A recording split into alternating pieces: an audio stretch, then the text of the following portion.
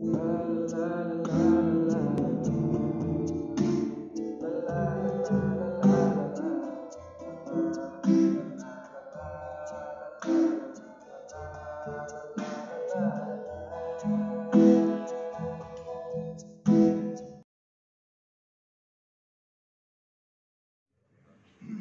ayah Rasulullah Shallallahu Alaihi Wasallam, Abdullah hampir kena sembelih oleh kakeknya Abdul Muttalib. Tapi akhirnya ditebus dengan 100 ekor onta. Jadi jadi dibantai ayah Rasulullah Abdullah, diganti oleh kakeknya Abdul Muttalib dengan menyembelih 100 ekor onta. Setelah peristiwa ini, barulah Abdul Muttalib merasa risau. Jangan sialan dia, dicarilah jodohnya copet. Carilah istrinya. Siapa yang dicari? Dicarilah wanita yang paling elok, namanya Aminah binti Wahab. Kalau dicari silsilah keturunan, masih ada hubungan keluarga dengan Abdul Muttalib ayah. Maka nikahlah mereka, bapak ibu yang dirahmati Allah Subhanahu wa Ta'ala. Singkat cerita, setelah pernikahan, Abdullah ketika itu adalah rebutan di kota Mekah. Seseorang ingin diperistri oleh Abdullah. Dalam sebuah kitab, bahkan setelah Abdullah menikah pun ada wanita yang ingin menawarkan diri kepada Abdullah. Kalau bahasa Arab, jadikan aku yang kedua. Laba bini Abdullah, tapi masih ingin diperistri oleh Abdullah. Nama wanita itu Ruqaiqah. Ini karena Abdullah itu orangnya gagah, tampan, hebat, dan budi pekertinya luhur. Sama dengan Rasulullah. Rasulullah pun cuma itu. Tak ada wanita yang melihat Rasulullah yang tidak terpesona. Karena Nabi seorang ceramah curi, kau tahu gak si orang gadis di belakang. Apa nyinya ke Rasulullah? Ya Rasulullah, saya serahkan diriku kepada engkau ya Rasulullah. Kalau sempat Ustaz kini cina itu kan mahayu ya kan? Seorang ceramah tahu gak di belakang. Ustaz diserahkan diri ke Ustaz. Apa panggil Ustaz kayak itu? Bapak-bapak ibu yang dirahmati Allah Subhanahu wa Ta'ala. Hamillah Aminah, umur kehamilannya kandungannya 6 bulan. Abdullah diutus oleh ayahnya Abdul Muttalib untuk membawa dagangnya ke kota Madinah. Sampai di kota Madinah, untung tak dapat diraih, malah tak dapat ditolak. Abdullah jatuh sakit dan meninggal di kota Madinah. Dikuburkanlah dia di situ. Nama topik penguburannya Darun Nabirah Al-Ju'di. Tahu sampai kita suka Madinah kan, ada pede kita mancai. Bahwa apa ini dirahmati Allah Subhanahu wa Ta'ala, ada beberapa peristiwa yang terjadi sebelum kelahiran Rasulullah Sallallahu Alaihi Wasallam. Nabi lahir bulan Rabiul Awal. Di bulan Muharram 50 hari sebelum kelahiran Nabi terjadilah peristiwa tentara bergajah. Tentara bergajah ini datang dari Yaman. Di Yaman ada seorang gubernur, bukan raja sebetulnya. Raja godangnya ada di Habsyah. Nama rajanya Najasyi. Dia punya wakil di negeri Yaman namanya Abraha. Untuk mengambil muka kepada raja yang ada di Habsyah, dia bikinlah gereja besar. Nama gerejanya Quraisy. Apa dia disebut Quraisy? Kalau orang Arab togak di depan gereja, tu mandangnya kati. Jatuh kopia di ketinggi gereja. Kopia bahasa Arabnya kolan suatu. Maka kopia jatuh istilahnya Quraisy. Maka orang Arab menyebutnya namanya Quraisy. Saking megahnya gereja yang dibangun oleh Abraha. Dindiamnya dari batu kuala, kolantainya dari marmer, berwarna-warni batu, pendekato megah luar biasa. Dan dia perintahkan orang Arab mulai gini kalian kunjungi Ka'bah. Ka'bah itu hanyalah onggokan batu segi ompek. Kau tengok bangunan yang jauh lebih megah. Kau main kalian naik ajisu. Tersinggunglah orang Arab. Karena bagaimanapun peta untuk Ka'bah merupakan bangunan yang sangat dihormati oleh orang Arab. Kenapa? Yang membangun dulu adalah kakek moyang mereka, Nabi Ismail dan Nabi Ibrahim. Maka ada pepereman tanggung di Arab itu di Mekah sengaja nyampai ke Yaman.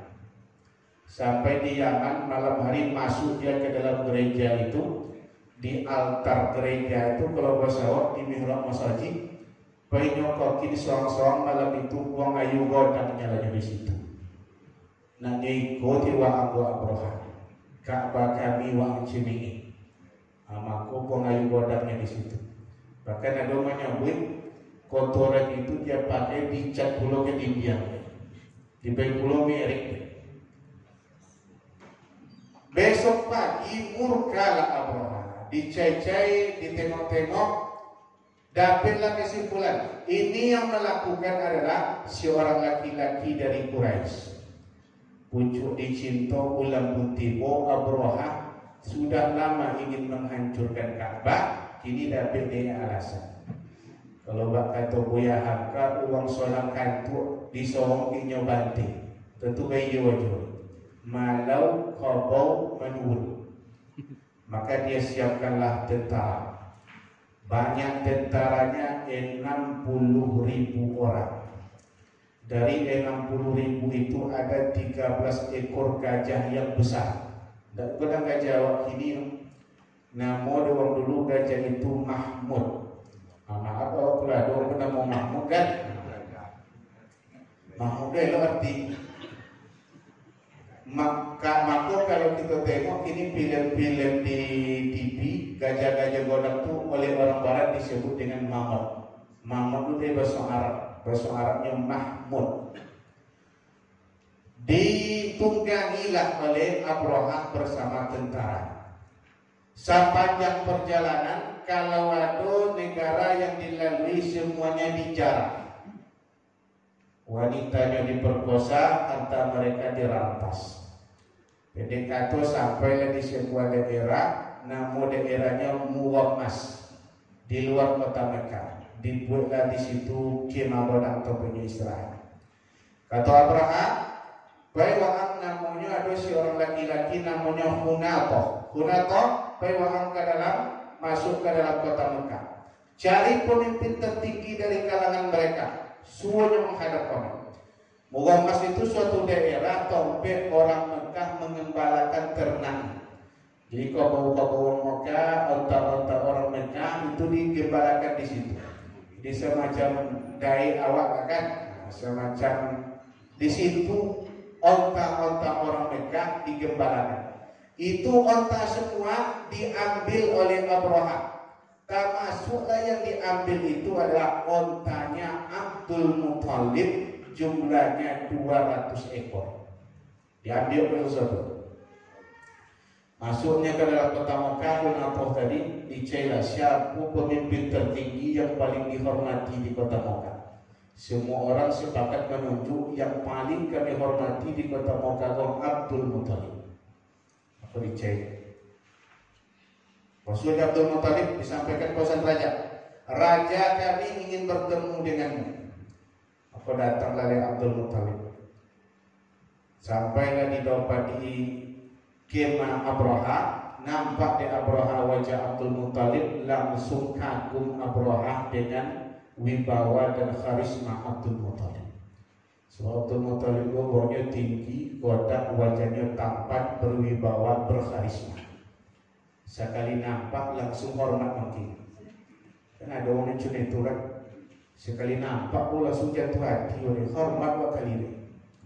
Ya dulu kadang-kadang sekali nampak wa patah selewa. Kalau Abdul Muthalib termasuk orang yang gagah. Abraha yang sombong, Abraha yang congkak, yang arogan, menengok Abdul Muthalib langsungnya jatuh hati. Tadi posisi duduk Abraha dia di kursi, kalau ada tamu datang duduk di bawah. Kan cuma itu adab. karena yang datang ini adalah bangsa penjajah. Tapi begitu Abdul Muthalib datang, duduk Abraha di bawah. Seperti itulah dibawa Abdul Muthalib. Apanya Abraha? Abdul Muthalib, kami dan mancelawan, dan membunuh orang. Tujuan kami hanya satu, ingin menghancurkan Ka'bah. Kalau kalian tak menghalangi, tak akan ada darah yang tumpah, tak ada polemik lumpur, tak akan ada nyawa yang melayang. Tapi kami janji halang-halangi untuk menghancurkan Ka'bah. Tapi kalau kalian menghalangi di depan kami, melawan kalian, maka Mekah akan rata semua dengan tanah. Apa kata Abdul Muthalib? Kami akan melawan. Karena kami tak punya kekuatan untuk melawan. Kalau engkau ingin menghancurkan, silakan saja hancurkan. Bagus kalau begitu. Kalau memang cuma itu nyawa, ini bertanya ke orang, apa yang engkau inginkan? Tanya oleh Abraham. Dia kini nak bondiang nyawa. Dia tanya orang, onta saya 200 ekor, engkau ambil, tolong kembalikan onta itu kepada saya. Terkajulah Abraham. Apunya Abraham. Tadi pertama dia datang hormat dan kewah. Wibawa tinggi, maka saya duduk di bawah. Tapi ternyata dalam otak-otak lebih daripada harta yang engkau pikirkan. Ka'bahmu, tempat ibadahmu, rumah Tuhanmu akan aku hancurkan. Tapi tak itu nih waktunya kalian, waktunya untuk. Jadi upah kalau cito kodok kono cito piti, cito horoto hilang jadi dewi bawa waktu. Maka kalau cito yo kawan awak je piti je cito kan hilang di bawah sana. Kata salah seorang ulama Bisri bin Haris Al-Hafi, man qalla warahu qalla haibatuhu. Siapa yang sakete warahnya, maka sakete pula lah wibawa. Apa kata Abdul Muthalib ketika itu? Abdul Muthalib sebenarnya dari materi lama sekali. Apa jawaban Abdul Muthalib? Saya ini adalah tuannya pemilik onta tersebut. Maka saya berkewajiban mempertahankan onta itu. Sementara Ka'bah, tuannya adalah Allah Subhanahu wa Ta'ala. Dia yang akan menjaga kami. Jadi kalau kalian ingin menghancurkan Ka'bah, hancurkan saja. Kami tak akan membela. Ada Tuhannya yang akan menjaga dan membela Ka'bah tersebut. Itu dia makanya Bapak Ibu dirahmati Allah. Baiklah Abdul Muthalib pulang ke Mekah. Sampai di kota Mekah, uang Nabi bertanya sesuatu ke Abdul Muthalib. Apa kesimpulan dia? Apa cito birok? Apa nama? Kesimpulan dari perundingan. Apa kata Abdul Muthalib? Tak ada. Abraha akan menghancurkan Ka'bah. Jadi apa cara begitu? Tidak ada. Mulai malam ini kita tinggalkan kota Mekah, naik kita ke bukit-bukit, kita tengok apa yang bisa dilakukan oleh Abraha terhadap Ka'bah yang dimiliki oleh Tuhan. Sekali yang mau kan bukit-bukit. Ama-ama apa-apa ini kalau pernah yang haji, kalau pernah umrah tak bayang begitu. Pas tiba di Mekah itu di Ka'bah itu tengoklah sekeliling bukit-bukit kesusahan. Maka Mekah itu disebut dengan lembah wadin ghairi dzar'in, lembah yang tak ditumbuhi oleh apa-apa. Maka nanya kita tengok nanti apa yang bisa dilakukan oleh Abraha. Bapak-bapak, ibu-ibu yang dirahmati Allah Subhanahu wa Ta'ala, bergeraklah Abraha bersama tentara. Sampai di suatu topik namanya Wadi Muhasir. Topik itu terletak antara Musdalifah dan Mina. Tidak memangai gajah. Diarahkan ke Ka'bah dua gajah. Lah dicampur, lah ditusuk dengan tombak, tidak tombak. Tapi kalau dibawa berbelok ke kanan ke arah Yaman, tombak berjalan. Dibawa ke kiri ke arah Syria, todak berjalan. Bahkan dibawa ke belakang mau jalan. Tapi begitu di bawah lurus maju ke depan untuk masuk ke dalam Ka'bah, tidak mau tolak. Kenapa tak mau berdiri? Ternyata sudah dapat perintah dari Allah Subhanahu wa Ta'ala. Dari mana tentu kita bersorak jago dapat perintah Nabi yang menyambut ketika dia hijrah. Nabi hijrah ketika di Madinah, cengabuh uang ingin membawanya ke rumah mereka. Ya Rasulullah, rumah kami tinggal ya Rasulullah. Rumah kami lawe ya Rasulullah. Di bolos orang memohon tali untuk Rasulullah. Rumah kami spirit bednya tinggi ya Rasulullah. Di bolos orang rumah kami asyik sojuk ya Rasulullah. Di bolos orang bini dia tak sekitar rumah masakan ya Rasulullah. Sosok ngajak Rasulullah. Apa kata Nabi? Biarkan onta ini berjalan. Di mana nanti dia berhenti, di situ saya akan tinggal. Karena onta ini sekarang sedang dapat perintah Allah, sebagaimana dulu gajahnya Abraha dapat perintah dari Allah. Jadi binatang diperintah dari Allah. Maka di mana akhirnya onta Rasulullah berhenti di rumah salah seorang yang hidup sangat sederhana sekali. Wong miskin, namanya Abu Ayyub Al-Ansari. Jadi nak lomatri untuk besar. Dan dipilih rumah paling lancar. Dipilih dari rumah uang yang paling tulus menyambut Rasulullah Sallallahu Alaihi Wasallam. Di muka Abu Ayyub itu ada tanah lapang dan punya dua orang anak yatim. Namanya Sahal dan Suhail. Sahal dan Suhail itu bahasa batu Sahal dan Suhail. Dia ada mau tua lalu sampai dia mau Madinah kan. Karena Sahal dan Suhail itu nanti yang dipakai oleh Rasulullah untuk membangun Masjid Nabawi. Baik kecil tadi Bapak Ibu dirahmati Allah Subhanahu wa Ta'ala, tak mau gajah tadi berdiri. Lalu datanglah, dikirimlah oleh Allah Subhanahu wa Ta'ala burung-burung yang berterbangan. Ababil itu artinya berbondong-bondong. Jadi ababil itu tidak nama burung, nama maksudnya. Jadi cece bulu itu kalau binatang. Dan mana burung ababil itu Ustaz? Ada nama burung kan? Ababil itu sejenis, kalau dalam kitab itu disebut sejenis burung layang-layang. Membawa batu. Batu itu masing-masing membawa 3. Batu dari api neraka, tanah terbakar dari api neraka.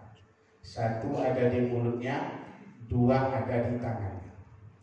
Dan di batu itu posonan lado tertulis, makanya disebut dengan sijil. Sijil itu artinya lah tertulis, lah ada stempel di situ. Apa tertulis di situ? Tertulislah nama uang. Nama siapa yang ada di situ, dialah nantinya akan ditimpa oleh batu itu. Untung tak tahu nama Samswatir. Kalau ada nama Samswatir tentu kini jatuh kan. Kalau menimpa seseorang, maka akibatnya Bapak Ibu dirahmati Allah Subhanahu wa Ta'ala, badan orang itu akan tanggal rontok sedikit demi sedikit. Apa penyakit pada bosbot kita gini? Tangge lo telingo, tangge joi, tangge kaki, tanggal sedikit demi sedikit. Seperti itu azab yang diberikan Allah Subhanahu wa Ta'ala. Maka kocar kacirlah tentara tadi. Nan Abraha kono begitu kono langsung dimulai tentara pulang ke Yaman karena Baisonah. Tapi sepanjang perjalanan berukuranlah tubuh Abraha sepanjang jalan. Tiba di situ tak hidup sampai di tanggil telinga sekolah, sampai ditambah joi tercici ulah sekolah. Acuan itulah sampai di negeri Yaman, kalau dalam bahasa kitab contoh anak burung tinggi Abraha, tapi masih hidup. Apa yang terakhir tanggal meletuslah jantung Abraha pas di kampungnya Bogodonya mati. Ajal itulah azab yang diberikan Allah untuk orang yang ingin menghancurkan rumah Allah Subhanahu wa ta'ala. Maka ketika Nabi berumur 35 tahun, nanti mama sekalian, Ka'bah kan akan direnovasi. Ka'bah lama terpaksa untuk sebagian besar lah banyak yang hilang. Dan ada orang Mekah yang tolong menghancurkan Ka'bah. Apa yang terkenang kisah 35 tahun lampau ketika ada raja besar dari Yaman ingin menghancurkan Ka'bah, dihancurkan oleh Allah Subhanahu wa ta'ala. Nah, inilah kisah Abraha. Kapan itu terjadi? Itu terjadi pada bulan Muharram 50 hari sebelum Rasulullah dilahirkan. Maka tahun itu disebut dengan tahun gajah, Amul Fil. Dan gajah itu diabadikan namanya oleh Allah Subhanahu wa ta'ala menjadi nama salah satu surat di dalam Al-Quran, surat Al-Fil.